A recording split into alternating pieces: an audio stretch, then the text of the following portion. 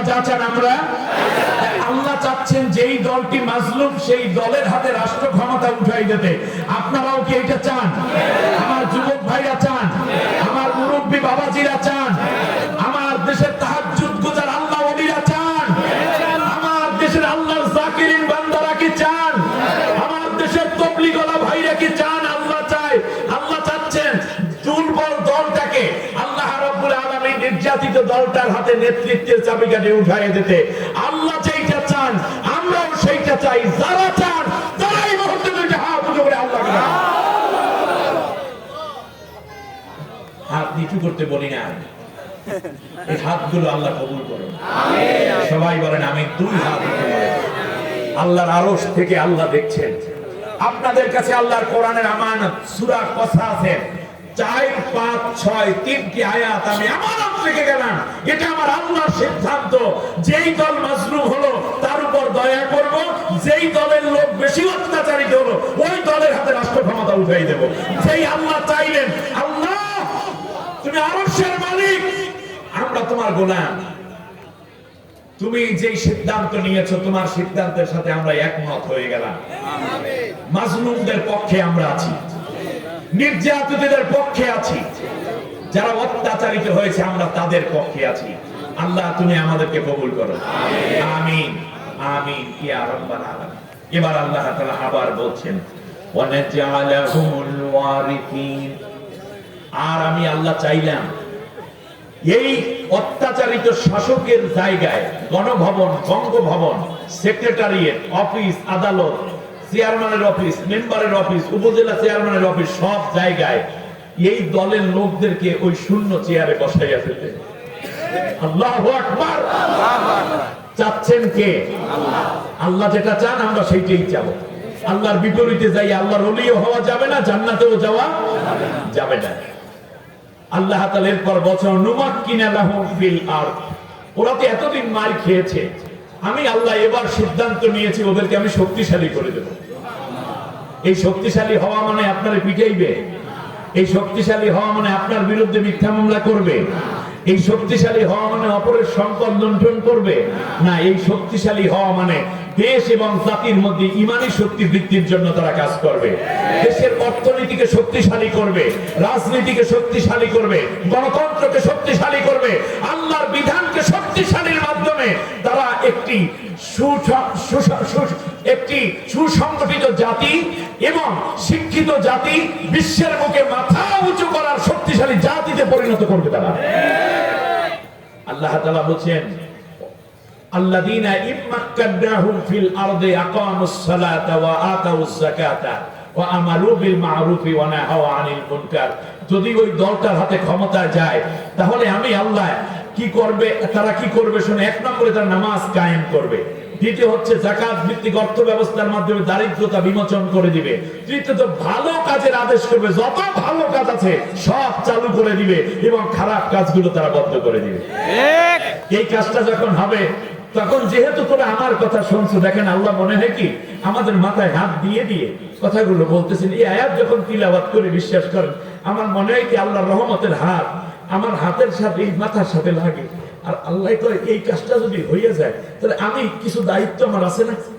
কথা বলেন, আল্লাহ তাআলার কিছু দায়িত্ব আছে না? এখন আল্লাহ তার দায়িত্বের কথা বলতেছেন। প্রিয় বাউশবালবাসী, পটুয়াখালীবাসী, মনে হয় আল্লাহ বলতেছেন তোরা যদি এই মাজলুমকে বিজয় দাও তাহলে আমি কি করব একটু শোন। ওয়ালাউ আন্না আহলাল কুরআ আমানু ওয়াত্তাকাউ লাফাতাহনা আলাইহিম বারাকাতিম মিনাস সামাই ওয়াল আরদ। আল্লাহ ওয়াদা করছেন যদি এই মাজলুমকে বিজয় দাও তাহলে আমি আল্লাহ তাআলা তোদেরকে ওয়াদা দিলাম আসমানের যত বরকতের দরজা আছে, জমিনের যত বরকতের দরজা, সব দরজা আমি আল্লাহ তোমাদের জন্য অবশ্যই খুলে দেব। আমরা কি আল্লাহর এই কথা বিশ্বাস করি? দেখেন অনেকে অনেক কথা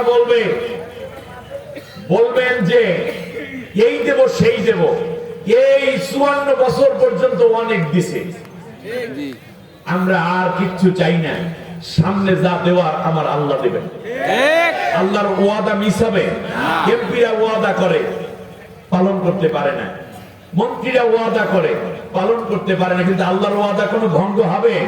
আল্লাহ বলছেন যে যদি তোমরা একজন সৎ লোককে নেতা বানাইয়া দাও, তাহলে আমি আল্লাহ ওয়াদা দিলাম, আমার কোরআনের কথা যারা বলে তাদেরকে যদি তুমি সমর্থন দিয়ে দাও, কোরআনকে যদি বিজয় দিয়ে দিতে পারো, আমি আল্লাহ আসমানের যত বরকতের দরজা আছে, জমিনের যত বরকতের দরজা, সব দরজা তোমাদের জন্য খুলে দেব।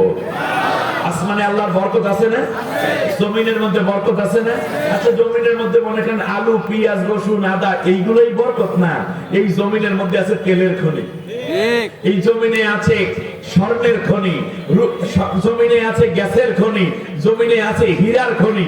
আল্লাহ তাআলা ওয়াদা করেছেন, জমিনের উপরে তোরা একজন সৎ মানুষকে নেতৃত্বের চাবিকাঠি উঠাইয়া দে, আর কোরআন দিয়া যারা রাষ্ট্র চালাইতে চায় তাদেরকে সমর্থন দাও, আমি জমিনের যত বরকত দরজা সব তোমাদের জন্য খুলে দেব।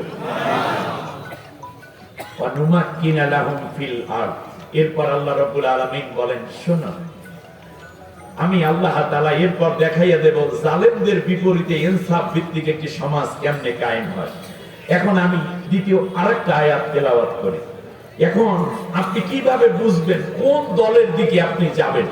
যদি আমার আল্লাহর আয়াত হয় তাহলে তার অসুবিধা নেই। এবার আল্লাহ তাআলা বলছেন, মিনাল মুমিনিনা রিজালুন সাদাকু মা আহাদুল্লাহ আলাইহি فمنهم من قضى نحبه ومنهم من ينتظر وما بدلوا تبديلا। সূরা নাম আহজাব আয়াত নম্বর 23। আল্লাহ রাব্বুল আলামিন বলেন, ওই দলের মধ্যে এমন লোক আছে, ওই নেতৃত্বের মধ্যে এমন লোক আছে যারা একের পর এক মেরে ফেলা হচ্ছে, একের পর এক নির্যাতন করা হচ্ছে, একের পর এক ওই দলের লোকদেরকে ফাঁসি দেয়া হচ্ছে, গুম করা হচ্ছে, আয়না ঘরে নেওয়া হচ্ছে। কিন্তু এরপরেও একদিন তারা শপথ করেছিল, ইন্না সালাতি ওয়া নুসুকি ওয়া মাহইয়ায়া ওয়া মামাতি লিল্লাহি রাব্বিল আলামিন, নিঃসন্দেহে আমার নামাজ, আমার কুরবানি, আমার জীবন, আমার মরণ আল্লাহ তাআলার জন্য।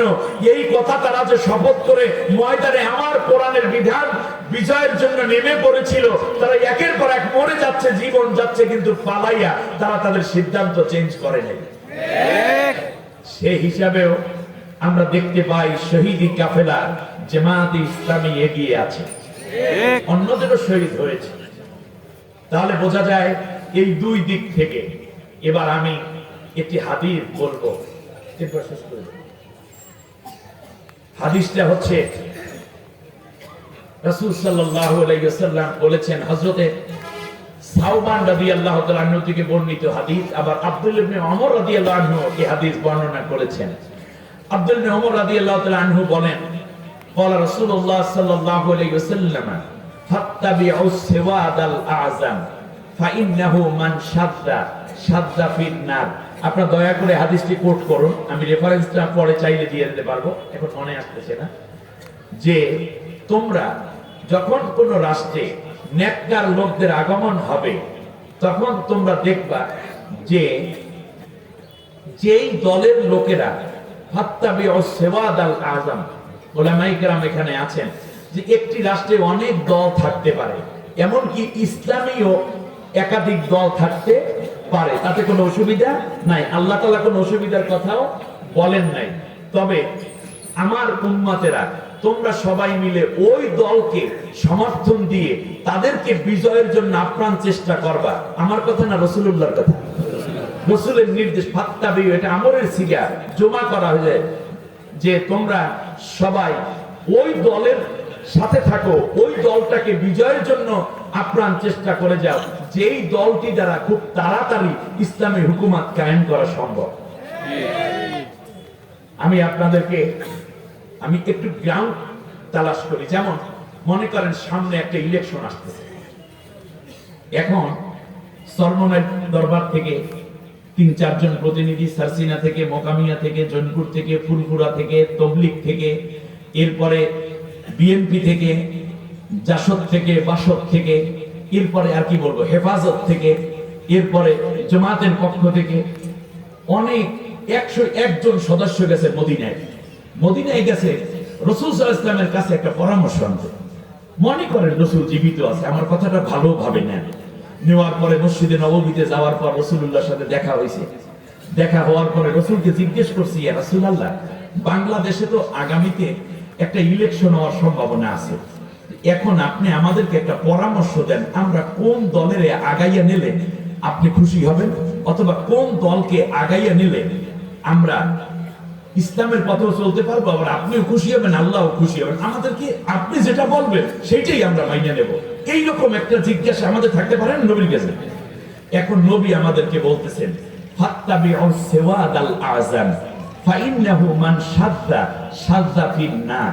নবীজি বললেন, তোমরা বাংলাদেশে চলে যাও, বাংলাদেশে যাওয়ার পরে যেই দলটি দ্বারা খুব তাড়াতাড়ি ইসলামী হুকুমত কায়েম সম্ভব, সেই দলটাকে সবাই মিলে আগে আগে সংসদে পাঠাইয়া দাও।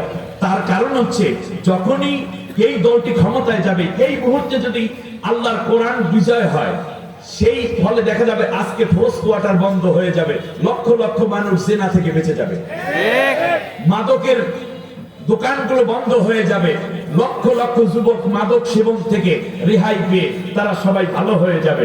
জুহুরের আজানের সাথে সাথে সব মানুষগুলো নামাজ পড়তে চলে যাবে, নারীরা পর্দা করবে, সুদ বন্ধ হয়ে যাবে, ঘুষ বন্ধ হবে, দুর্নীতি বন্ধ হবে।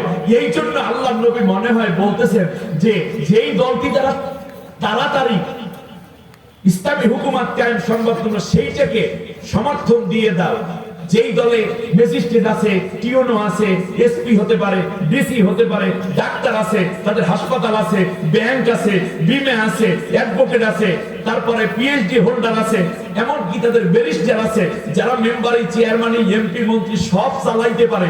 এই রকম যেই দলটা আছে, তোমরা তো আসছো আমার কাছে পরামর্শ নিতে, এই দলটারে সমর্থন দিয়া বিজয় করে দাও। তবে আমি একটা কথা বলে দিলাম, ভালো করে শুনুন নবীর কথা। নবীজি এরপর শেষবারে বললেন, যেই দল আগাইয়া আছে, এরপরেও যদি কেউ পিছনে মোড়াইয়া থাইকা ওই দল যদি বিজয় কইরা না দাও, হে আমার উম্মতেরা, তাহলে মনে রাখবা, ফরমান সাজ্জা, যে পিছনে রয়ে যাবা, সাজ্জা ফিন নার। আমি নবী বলে গেলাম, তুই জাহান্নামে যাবি। সে বিবেচনা এর চেয়ে সুইটেবল ক্যান্ডিডেট আপাতত তো আর দেখি না। পর্বত সমান তাকওয়া, সততা। আজ আমাদের এই কলিজার টুকরা ভাইকে আপনাদের হাতে রেখে গেলাম, আল্লাহর উপর তাওয়াক্কুল করে আমরা একটি বিপ্লব করতে চাই। সেই বিপ্লব হচ্ছে কোরআনের বিপ্লব। আমরা একটি বিজয় দেখতে চাই, সেই বিজয় হচ্ছে মাজলুমের বিজয়। আমরা একটি উন্নত জাতি দেখতে চাই, সেই জাতির কর্ণধার হবেন ডক্টর শফিকুল ইসলাম মাসুদ। আমাদের প্রিয় ভাইকে, আপনাদের প্রিয় জনকে আপনাদের হাতে সুপর্দ করে গেলাম। ইনশাআল্লাহ নিজের মেহনত কষ্ট আমাদের প্রিয় সম্মানিতা মা বোনদের কাছে এই কথা পৌঁছে দিতে হবে। আশা করি আল্লাহর কোরআনের বিজয় হবে, মাজলুমের বিজয় হবে। বদরের যুদ্ধ যেদিন হয়েছিল, সেই দিন বৃষ্টি হয়েছিল। আল্লাহ তাআলা বলে, এটা চূড়ান্ত বিজয়। আজকের এই বৃষ্টি ফোঁটা সাক্ষী থাকুক, আল্লাহর আসমানের দরজাগুলো এখন খোলা, রহমত চলে এসেছে। সুতরাং আমাদের সবাইকে কাজ করতে হবে। ডক্টর শফিকুল ইসলাম মাসুদ ভাইকে আল্লাহ নেক হায়াত দান করুন। সারা জীবনের স্বপ্ন আপনাদের সেবা করবেন এবং দ্বীনের পথে এই যুব সমাজকে পরিচালনার নেতৃত্ব দিবেন। আল্লাহ যেন সেই তৌফিক দান করেন, তাকে আমরা সবাই বলি আমিন। অতএব দেখা হবে কোরআনের বিজয়, মাজলুমের বিজয়ের মোহনায়। আল্লাহ তাআলা আমাদের সবাইকে যার যে দায়িত্ব আছে সেখানে দায়িত্ব পালনের মাধ্যমে ইসলামের বিজয়ের পথকে ত্বরান্বিত করার তৌফিক দান করুন। আমিন। আসসালামু আলাইকুম।